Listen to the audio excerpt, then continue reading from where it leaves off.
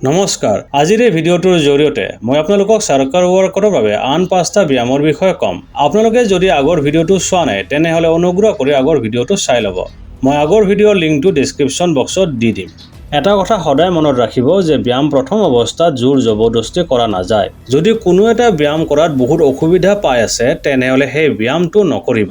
যেনে যদি আপোনাৰ আঁঠুৰ বিষ আছে নাইবা আঁঠুটোত বেয়াকৈ আঘাত পাইছে তেনেহলে হাই জাম্প, স্কোৱাট এইবোৰ নকৰিব।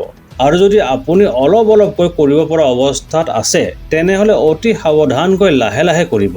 এতিয়া বলক ব্যায়ামসমূহ আৰম্ভ কৰোঁ।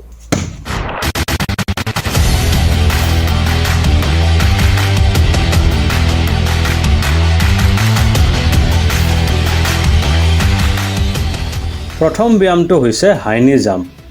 ইয়াত নিটো যিমান পাৰে সিমান ওপৰলৈ উঠাব লাগে আৰু লগতে যিমান পাৰে বেগেৰে কৰিব লাগে।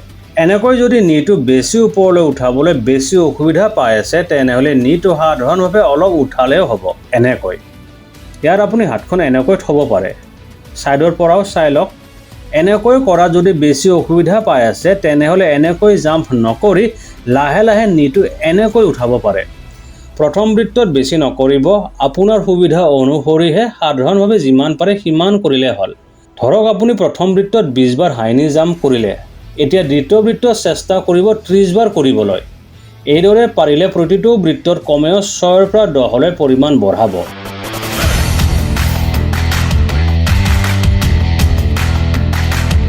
আজিৰ দ্বিতীয় ব্যায়ামটো হৈছে পুশ আপছ এণ্ড নি টাচ।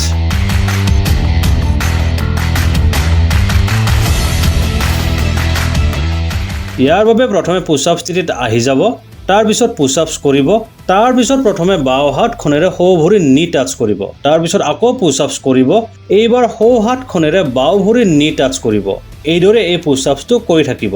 এইদৰে পুশ আপছ কৰা যদি অসুবিধা পাই আছে তেনেহলে নি পুশ আপছ কৰিও এইটো কৰিব পাৰে। তাৰ বাবে প্ৰথমে আঁঠুটো পেলাই ৰাখক, তাৰ পিছত পুশ আপ স্থিতিত আহক, তাৰ পিছত পুশ আপছ কৰক, পুশ আপ স্থিতিত আহক আৰু নি টাচ কৰক, তাৰ পিছত আকৌ আঁঠুটো পেলাই দিয়ক, পুশ আপছ কৰক আৰু নি টাচ কৰক। এইদৰে কৰি থাকিব। প্ৰথম বৃত্ত যিমান পাৰে সিমান কৰিব, দ্বিতীয় বৃত্তৰ পৰা পৰিমাণ বঢ়াব।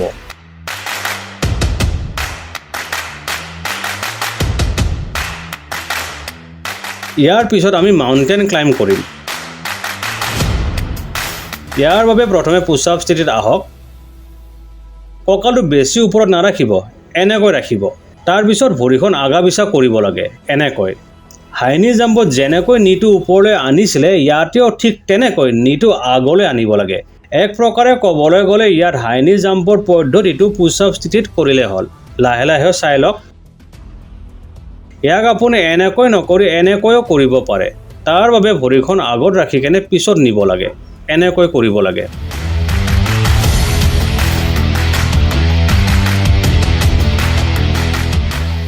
চতুৰ্থ ব্যায়ামটো হৈছে জাম্পিং স্কোৱাট। স্কোৱাট কেনেকৈ কৰিব লাগে মই আগৰ ভিডিঅ'টোত কৈছোঁ, সেয়েহে সময় পালে এবাৰ আগৰ ভিডিঅ'টো চাই ল'ব। এতিয়া জাম্পিং স্কোৱাটৰ বিষয়ে কওঁ। ইয়াত বেলেগ একো নাই, কেৱল উঠাৰ সময়ত জাম্প কৰিলে হ'ল। প্ৰথমে স্কোৱাট স্থিতিত আহক, ভৰিখন বেছি নেমেলিব। এইদৰে স্কোৱাট কৰক, উঠাৰ সময়ত এইদৰে জাম্প কৰক। স্কোৱাট কৰক, জাম্প কৰক, স্কোৱাট কৰক, জাম্প কৰক। ইয়াতো নিটো বেছি আগলৈ আহিব নিদিব। জাম্প কৰি স্কোৱাট স্থিতিত অহাৰ সময়ত নিটো বেছি আগলৈ যাব পাৰে, সেইটো হ'ব নিদিব। এনেকৈ জাম্প নকৰিব, এনেকৈহে কৰিব। যদি আঁঠুৰ কিবা অসুবিধা আছে তেনেহলে এই ব্যায়ামটো নকৰিব। প্ৰতিটো ব্যায়াম ভাবি চিন্তি আপোনাৰ শাৰীৰিক অৱস্থা অনুসৰিহে কৰিব।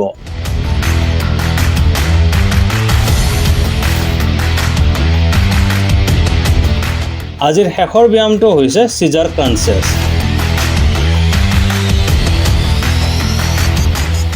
ইয়াত প্ৰথমে পিঠি দি কিনে শুই ল'ব, হাতখন এনেকৈ ৰাখিব। মূৰটো তলত লগাইও ৰাখিব পাৰে নাইবা অলপমান উঠাইও ৰাখিব পাৰে। ভৰি দুখন অলপ উঠাই ৰাখিব। তাৰপিছত এনেকৈ ভৰি দুখন আগা পিছা কৰিব লাগে। হাতখন যদি এনেকৈ ৰাখি কৰাৰ অসুবিধা পাই আছে তেনেহলে আপুনি চাপৰ বাবে হাতখন ক'ৰবাত ধৰিব পাৰে, এনেকৈ। ইয়াত চেষ্টা কৰিব ভৰি দুখন কমেও কঁকালৰ সমান্তৰাললৈকে আনিবলৈ আৰু লগতে শেষ নোহোৱালৈকে চেষ্টা কৰিব ভৰিখন তলত নাৰাখিবলৈ। যদি বেছি ভাগৰ লাগে তেতিয়া মাজে মাজে ভৰিখন তলত ৰাখিব পাৰে। প্ৰথম অৱস্থাত আপোনাৰ সুবিধা অনুসৰি কৰিব, কেৱল এলাহ নকৰিব, কষ্ট কৰিব।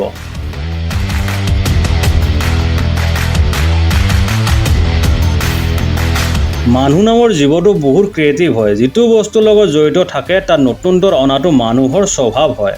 সেয়েহে আপুনি যিমান ব্যায়াম কৰিব সিমানে আপুনি নিজেও বহু বস্তু উপলব্ধি কৰি তাত নতুনত্ব আনিব পাৰিব। কেৱল মূল কথাখিনি ভালদৰে বুজি ভাল দিশত নতুনত্ব আনিব লাগে।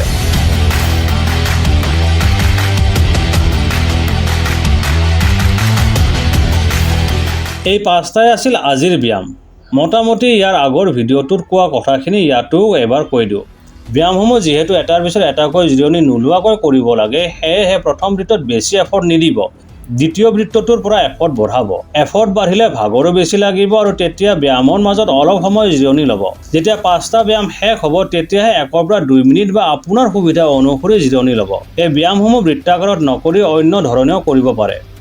উদাহৰণস্বৰূপে প্ৰথমে 4 বা 5 বাৰ মান হাই নি জাম্প কৰিলে, তাৰ পিছত হাই নি জাম্প সম্পূৰ্ণ শেষ কৰি পুছ আপ এণ্ড নি টাচ আৰম্ভ কৰিলে, আৰু তাৰ পিছত পুছ আপছ এণ্ড নি টাচ সম্পূৰ্ণ শেষ কৰি জাম্পিং স্কোৱাড আৰম্ভ কৰিলে। এইদৰেও কৰিব পাৰে। ঠিক আছে, ভিডিঅ'টো আৰু দীঘলীয়া নকৰোঁ, আজিৰ কাৰণে ইমানে। আশা কৰিছোঁ মই আপোনালোকক বুজাবলৈ সক্ষম হৈছোঁ। যদি ভিডিঅ'টো চাই ভাল পাইছে তেনেহ'লে লাইক, কমেণ্ট আৰু শ্বেয়াৰ কৰি দিব। লগতে পেজটো ফ'ল' কৰিব পাৰে। ভিডিঅ'টো চোৱাৰ বাবে ধন্যবাদ সহকাৰে।